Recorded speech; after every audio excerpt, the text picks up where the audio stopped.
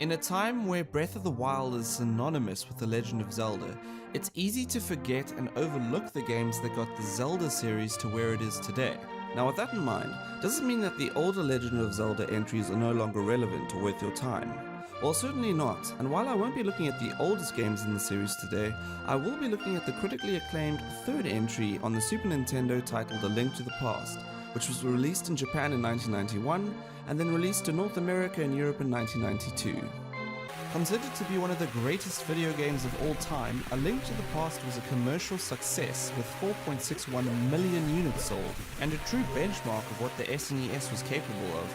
And looking at it today, it's really impressive to see what Nintendo managed to accomplish here way back in 1991.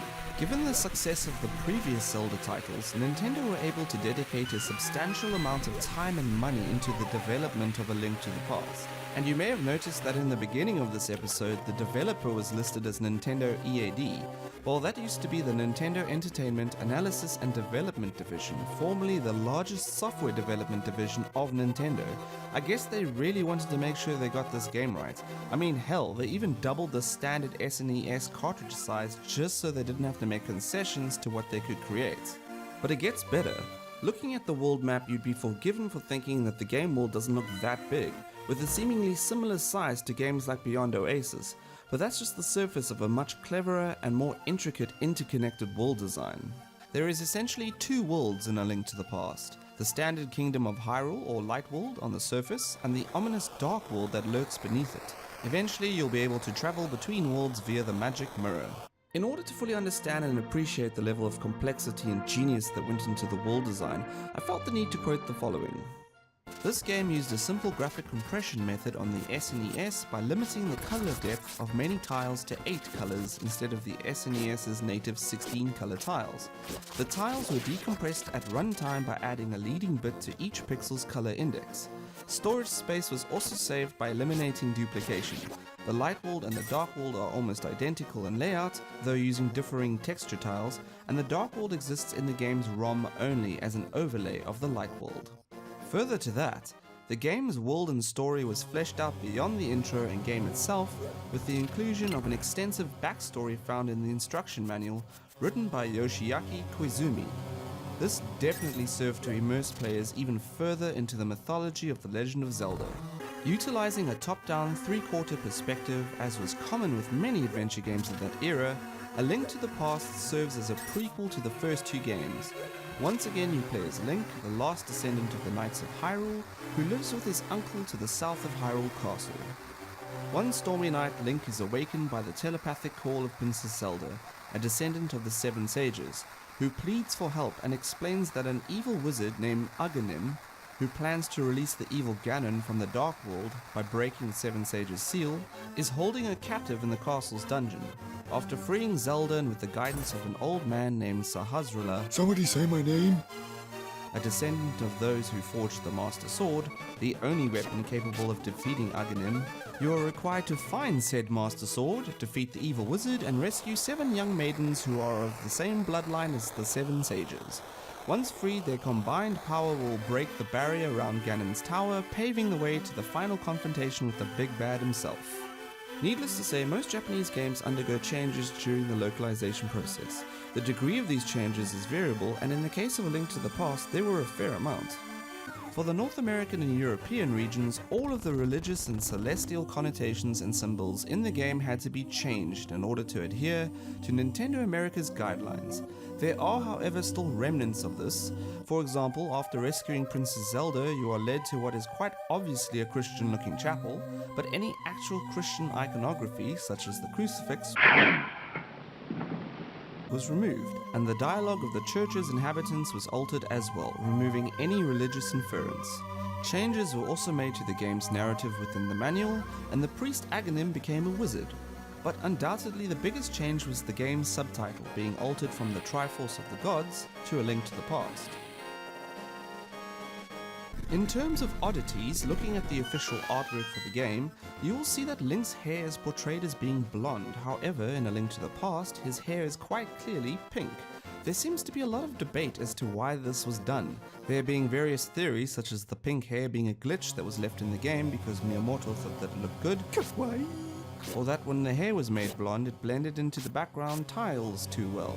But the general consensus is that the hair was changed due to a color palette limitation, and if you notice, you'll see that Link's bunny form in the Dark World is the same color pink as Link's hair in his human form.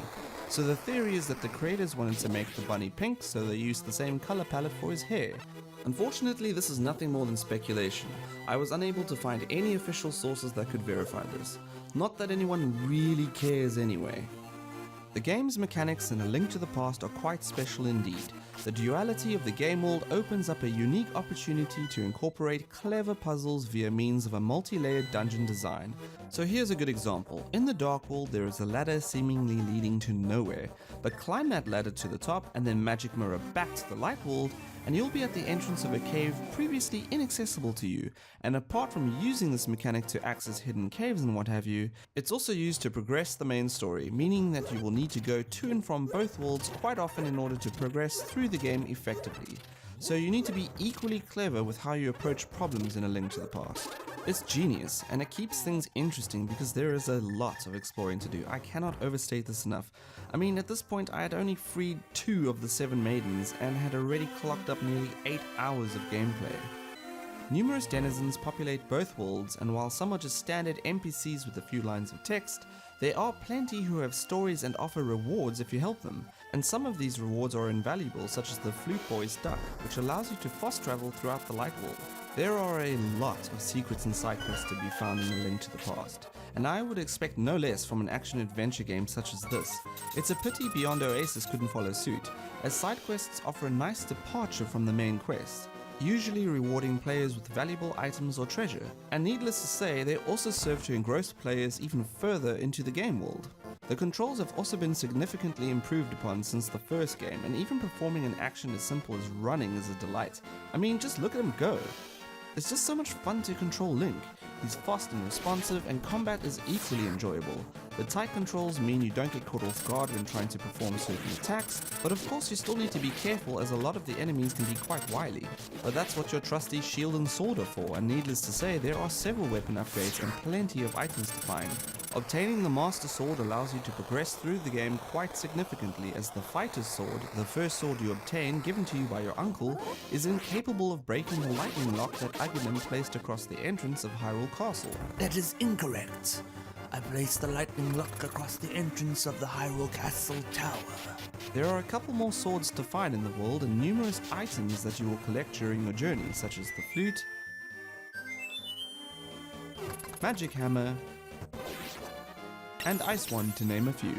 Some of the items are required in order to overcome area denial, such as using the magic hammer to flatten barricades, and in some cases, as with the hammer, it can be used as a weapon for tasks such as shattering the Helmasaur King's faceplate. Wish I'd known that at the time. The game even allows for opportunities where you can use multiple items in conjunction with one another, such as using the ice rod to freeze enemies and then using the hammer to shatter them, resulting in an instant kill. So I'd recommend experimenting with the items, as you're sure to discover more applications for them.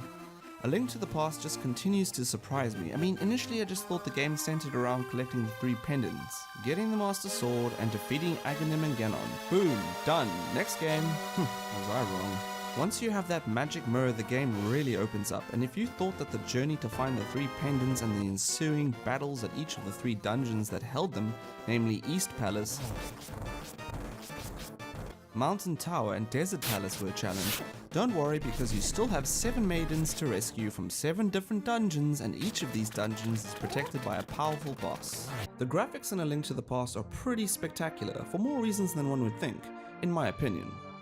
Obviously, at face value, the visuals are impressive. They're detailed, bright and colourful, the sprites are delightfully animated, and there's all sorts of nice little touches such as Link's cap bouncing about as he runs, the pulsating light of a flame illuminating a dark passage, or the use of Mode 7 for the world map. But consider that the Super Nintendo was released on the 21st of November 1990, and then precisely 1 year later, A Link to the Past was released on the 21st of November 1991. Now that's hardly enough time to really get to grips with the new system. This much is evident when you typically compare launch titles to games that were released a few years later, when developers really got to grips with what a console could do. But here we have Nintendo, who, yes, fair enough, were quite adept at making great looking games on the NES for some time already, but the SNES represented a far more advanced and capable technology, so releasing a game like A Link to the Past so soon after the console's launch was an extremely impressive achievement. I mean, this thing must have completely blown people away. Well, sure, we had The Legend of Zelda on the NES, and it's a great game, but it's also a game that was restricted by the technological limitations of the 8-bit NES hardware. The visuals of the first game are by no means bad, and I'm sure that the 8-bit world of Hyrule was considerably engrossing back in 1986, but A Link to the Past allowed its creators to convey authentic emotion and atmosphere for the first time in a Legend of Zelda game, and did so right from the get-go as Link is awoken from a dreamy slumber, only to then brave the stormy downpour of night in pursuit of a princess. Another atmospheric milestone worth mentioning is the removal of the Master Sword from its pedestal in the foggy woods. And let's not discount the eeriness of the Dark World.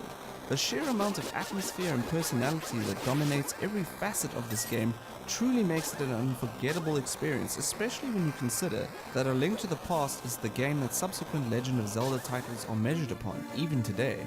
Koji Kondo composed, arranged, and produced the score of A Link to the Past, and I'd be remiss if I neglected to mention the music and sound in this game, as it's an essential component equal to that of the visuals, lending into the exquisite atmosphere of the game. The action and environmental effects sound great, and many of the themes and songs present in A Link to the Past aided in establishing the musical core of the Zelda series, as various themes such as the Kakariko Village and Hyrule Castle would make their way to subsequent Zelda titles. The Legend of Zelda: A Link to the Past is one of few games I have trouble finding fault with. The levels of action, adventure, and mystery are all perfectly balanced. The Kingdom of Hyrule is populated with a myriad of interesting characters to interact with, and plenty of bad guys and bosses to battle. And with the inclusion of the Dark World, the already lengthy adventure ascends to an epic journey that warrants plenty of repeated playthroughs, justified further by the fact that given the complexity of the game world, you definitely won't discover everything on your first try. A Link to the Past is undoubtedly still good today, and is irrefutably the best action-adventure title available for the SNES, and definitely earns the right to be called one of the greatest games ever made.